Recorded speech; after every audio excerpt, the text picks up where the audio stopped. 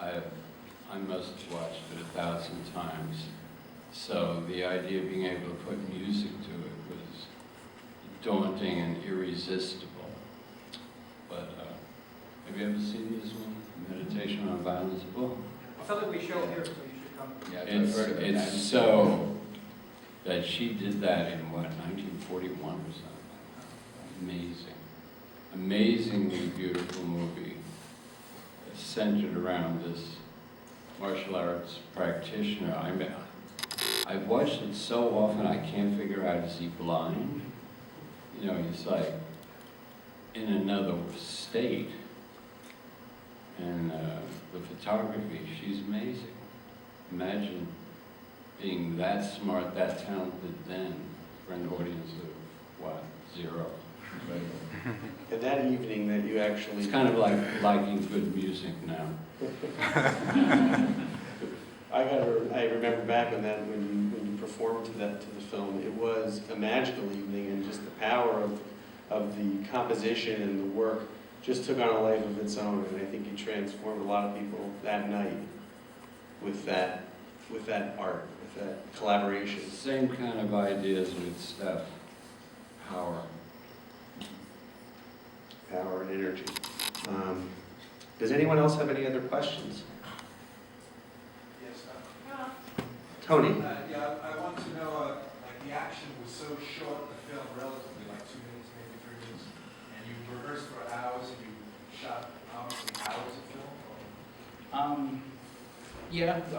We didn't rehearse for hours and hours. We rehearsed a pretty short time actually for the actions. It wasn't a whole lot of action, but I'd say Turn the flash off. maybe another way to answer your question, Tony, is we'll put it this way. I really cracked the whip and tried and made sure that we got it right as much, as quickly as possible, so that we didn't have to go through a million takes. Even though we were working off of very high quality digital cameras, we could have taken millions of takes. We just didn't have time. So I would say maybe filming everything, filming the actual shots that we needed probably took maybe twice the amount of time that it did to actually rehearse everything. Maybe 2 to 3 times as much You know, time. Mazzarino was showing me he had some serious bruises from this. That's what I want to know. Was anyone Yes. injured? I would say just we get beat up, basically. I mean, when the young fellow jumps up and kicks Master Ren's chest, that did take about maybe 4 or 5 takes, and he felt it. He was like, oh man. So of course, the whole deal was we want to do this, 1980s, 90s vintage Hong Kong style, which means full contact, no real protective gear. You got to do it, And even then, we didn't go as far as like what I've experienced in Hong Kong, oh, Steph, here's this next close-up involves you getting kicked in the head, so you got to take it, right? You're a martial arts master. So I was like, oh yeah, take it, and it was hell, you know what I mean? So I tried to get the right balance. So we've got to get this right. We want to keep the injuries down, but also, do you have the goods or not? Can you handle this or not? For all of us, it was tough, yeah. I think we had another question in the... It was Well, it's very simple. Diana, I was curious, what were any apprehensives that you had from doing the film? Any fears you had from doing the film on printer? On the opposite, what was it that you were glad that you could film and you completed? What was it? What, say again? In the beginning, what apprehensions did you have to not doing the film in the beginning? To start off and then in the end, what is in the end that you got to do? I'd say my number one apprehension is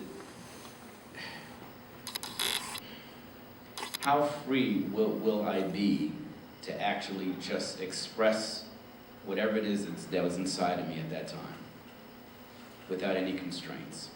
That I wasn't really sure about.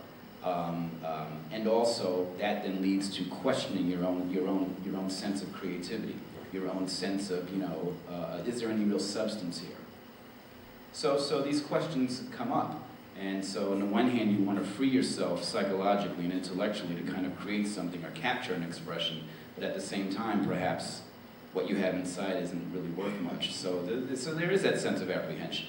In retrospect, I think I feel pretty good that we did capture the visceral power of this wonderful tradition of martial art. This is what inspires all of us up here. This is why we did this, to really show this particular stylized martial art in a certain light. I think from a filmmaker perspective, a lot of, I wish we had perhaps made a bit of a longer film, because I think I could have fleshed out the story more as reflecting my original script, but we decided to keep it to 15 minutes for a variety of reasons, editing, lighting, a bunch of other reasons. So I feel I gave up something in that area as far as just pure storytelling, but as far as what goes back in my mind, since I was a teenager, as I mentioned earlier, I think we accomplished almost all of that. From the first viewing, you see, I'm not very good to talk. It takes me 2 or 3 viewings, but I felt like, okay, Maya Deren. It was it was anthropology, because she was also anthropologist, and precision there. Now, here it's like made into fiction. I think either it's anthropology or fiction and theater. Here it's more like theater, less anthropology. So I have to admit that after the first viewing, I'm confused. You see. You should wait 10 years. So I will wait. I will see. I really want to see one more, or 2 or 3 times before the first viewing. Can we show it now? Yeah, it's okay if you show one more time. Why not? Why not see it again? You're right. Yes. Because the first viewing, to me, it's like theater. It's material, so it's fake. Why Maya Deren, though it was made artificial, but it was like real. It's like a piece of anthropology, and here it's fake. So I want to see it. Sorry to say that. I don't think it matters very much that you said that. I think it's great. But it's done with, of course, great craft and knowledge. I admit, yeah. So I think we're going to see it again. And before that, Steph, I have one question for you. Yes. Why did you stop short of Michael Woods? Like, how could we stop short of Michael Woods actually putting Master Ren down? Because Mike felt that Master Ren began to expire, even though he had him in a chokehold, and he didn't understand why. He was like, well, wait a second, the guy is fighting me viciously here, and suddenly he softens. So it freaked him out, basically, and he stepped away because it kind of creeped him out. Master Ren's time was up. Boom. And Mike was kind of like, oh. Mike is a fierce-looking guy. Yes, he is. He's a badass, yeah. And both in real life and on film, yeah. Yeah. I remember the interview with But solid, a little bit funny. It's not, so it's like a comedy. Master Ren is actually truly 1-0 in his film career, film fighting. So he was not put down in this film. That's right. That's right. That's right. Not. That's right.